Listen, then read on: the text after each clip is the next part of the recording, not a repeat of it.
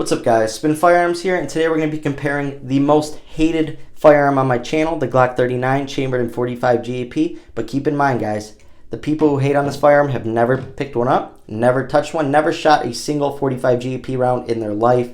So don't listen to them. The number one complaints are you can't get ammo for it. Even though I found hundreds of rounds for the same price as 40 and got them just as fast as you would any other round. It took me 2 minutes to find them, got hollow points, range ammo, got everything. Found out that there are multiple companies that still produce this ammo to this day, and that because no one buys it, it's on the shelves for cheap.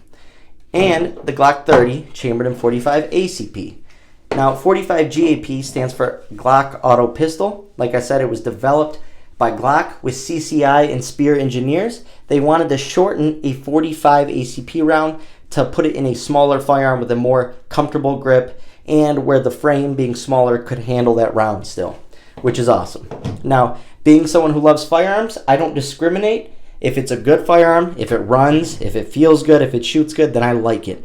I don't care what round it is. I don't care. I like to shoot literally everything. I don't sit here and constantly hate. I don't go on other people's videos constantly hating underneath. No, I like firearms, so I like anything. Would I carry this? Yes. Would I carry this? Yes. Zero problems with that. Anyways, let's get into comparing the size of these two firearms. So we got 8+1 set up on the right. The slide is going to be thinner on the Glock 39. And it's not going to be as thin as a Glock 26 or 27 or 33 slide, but it's not as thick as a Glock 30 slide. It's somewhere in between. I think it's 1.3 inches, whereas a Glock 26 is 1.26 inches. Anyways, 8+1, 10+1, you can see that the 45 ACP has the upper hand on that, but it is the bigger firearm out of the two, the harder to conceal and so on. But both great options. Would I carry them both? Yes, I have carried the Glock 39 a lot actually, because I really enjoy shooting the round. The 45 GAP has such power with such little recoil and still a big projectile. It is one of the smoothest shooting firearms I've ever shot, especially for round size. I love it. And on top of that, being used to my 26, 27, and 33, it just fits in my hand like a glove, and I love it. With the X grip, it feels even better.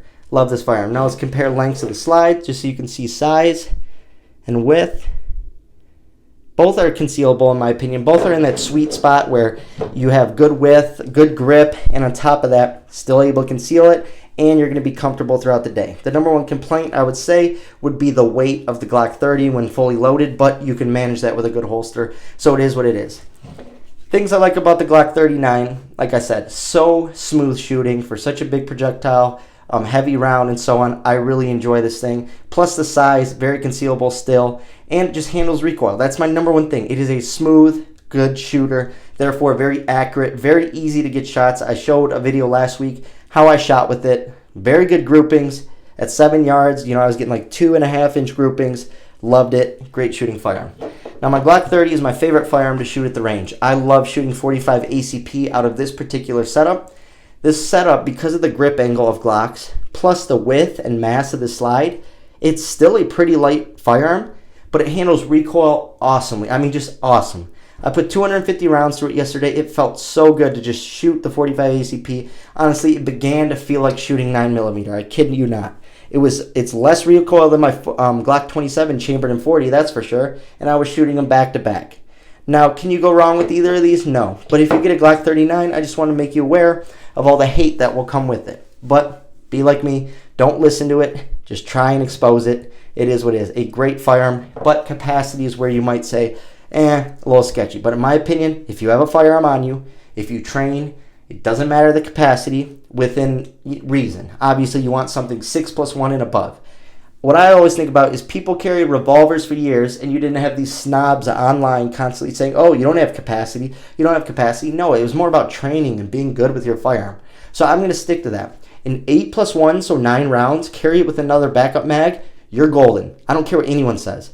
I had a Ruger EC9S, a 7+1 setup for a long time. I carried it and I felt comfortable because it was great shooting. And so as long as you're a good shooter, you don't need to worry. As long as you train, you don't need to worry. As long as your muscle memory is there with your firearms, you don't need to worry. It's about your training, not necessarily capacity. Do you want to have capacity? Yes. Does capacity help? Yes. But a backup mag is as good as anything else. 8+1, if you're not hitting your target with 8+1, then you just need to keep training. And also these are big rounds, so the stopping power is going to be there. And people are going to say, oh, technology with the 9mm. Guys, I've heard it all. You know, if you ask me what I'd rather get hit by, a plus P plus 9mm or a 45 GP round, I'm taking the 9. I'm sorry, I'm just taking the 9. The round size of a 45 GP and 45 ACP is so big that thing's going to tear through you. It's going to be a mess, especially with good hollow points, which I'm running in both of these. I use Underwoods and Buffalo Bore for my Glock 39. For my Glock 30, I use Federal HSTs and Gold Dots. All of those are great, capable rounds. Don't let people put you down about your firearm choice. Don't let them make you feel any less for what you're carrying. I completely disagree when people do that. Anyways, things I love about the Glock 30. It does come with a rail, which is a lot of people's complaints about the 26, 27, 33, and 39.